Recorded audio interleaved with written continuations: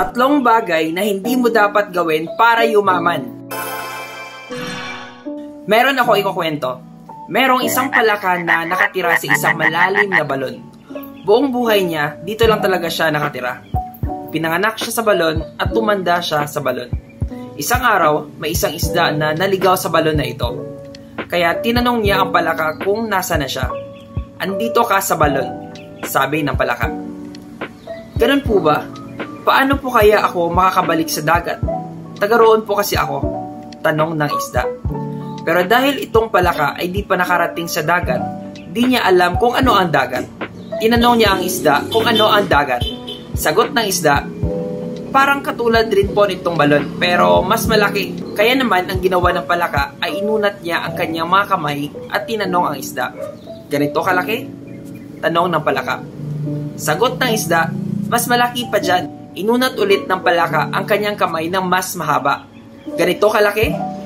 Tanong ng palaka. Sagot ng isda, mas malaki pa po dyan. Inunat ng palaka ang kanyang mga kamay kasama ang kanyang mga paa sa pinakamahabang kaya niya. Ganito kalaki? Tanong ng palaka. Nako, hindi pa rin po. Mas malaki pa po dyan. Sagot ng isda. Nainis ang palaka at sinabihan niya ang isda. Sinungaling, walang dagat. End of the story. Moral lesson, katulad ni palaka ang mga taong mahihirap, pinanganak silang mahirap at tumanda silang mahirap. Tulad ni palaka, sa buong buhay niya, ang tanging alam niya ay ang hitsura ng balon. Never pa siya nakarating sa dagat. Yung balon ang nagsisilbing kahirapan at yung dagat naman ang nagsisilbing pagyaman o pag-asenso. Dahil hindi alam ni palaka ang itsura ng dagat dahil never pa siya nakarating doon, akala niya nagsisinungaling si isda na mayroong dagat. Kaya kung ang mga kaibigan, kamag-anak at kapamilya mo ay laking hirap at hanggang ngayon ay mahirap pa rin, hindi ka nila matuturuan kung paano yumaman at umasenso dahil never pa nilang nagawa o naranasan yumaman at umasenso.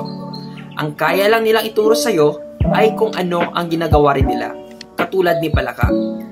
Hindi kanya kayang turuan paano makabalik sa dagat dahil hindi nga niya alam na may dagat pala.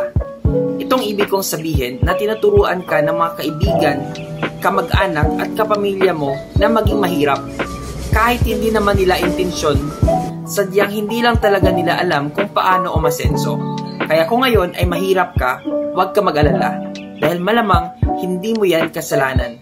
Hindi ka lang naturuan dahil yung mismo nagturo sa'yo ay hindi naman mayaman. So ang tatlong bagay na hindi mo dapat gawin para yumaman, huwag makinig, maniwala at magpaturo sa mahirap. Ako si Mark Verey. Please like and share for more.